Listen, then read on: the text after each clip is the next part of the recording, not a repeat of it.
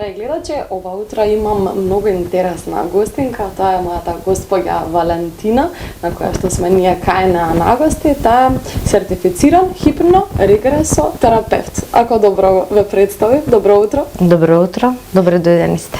Благодариме, денеска зборуваме на една популарна тема, ќе кажам, осаменост, бидејќи како што кажавте и вие, веќе во ова време не време сите ја чувствуваме таа осаменост. Да, точно. Осаменоста е една епидемија на светско ниво.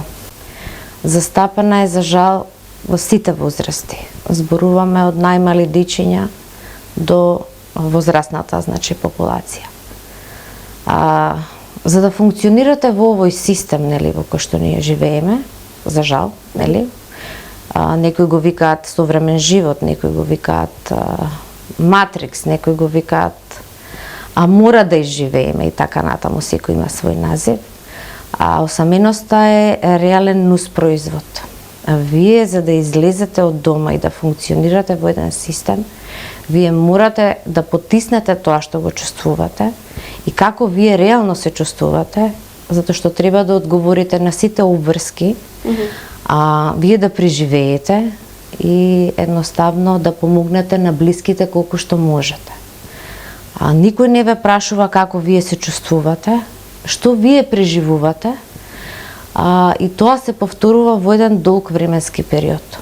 По одредено време, бидејќи за да функционирате, нели, во овој систем, емоциите ги потиснувате и сето она што ви е важно за да угодите на другите.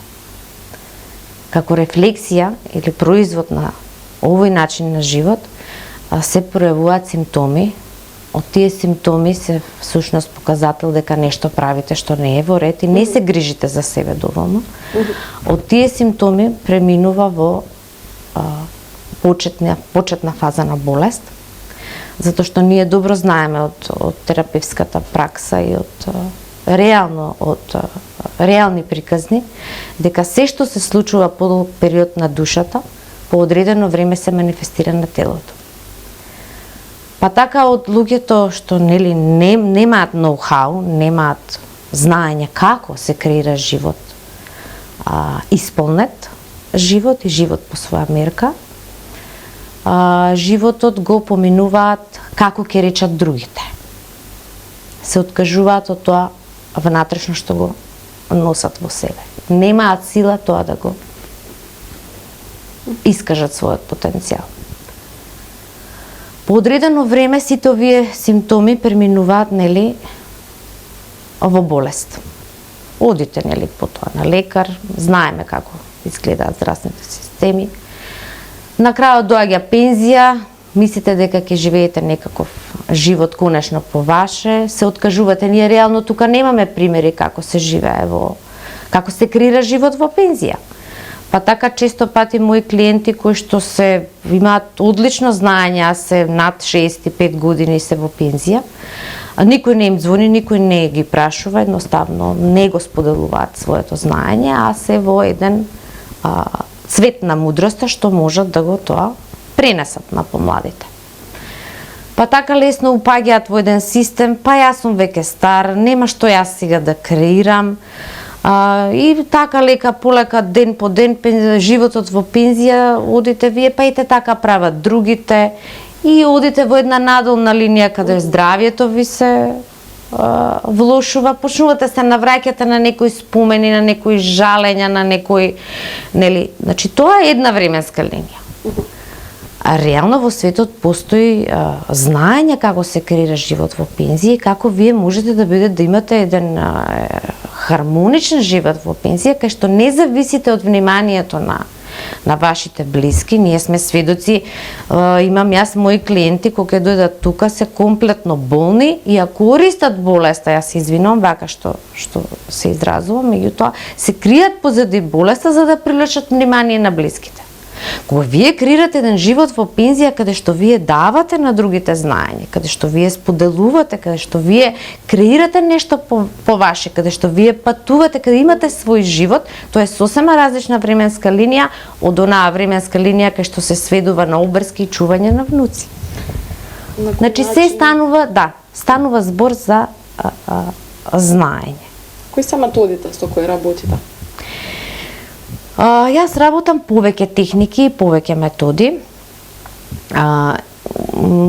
Вие ме најавивте како регресохипнотерапевт, јас таа метода ја објаснувам детално како се работи, бидејќи таа представува надминување на повеќе проблеми во еден живот, затоа што го опфаќа целото човеково постоење. Исто така работам и други техники, калибрирам техниките према потребите, страданијата и маките на клиентите што доаѓаат кај мене.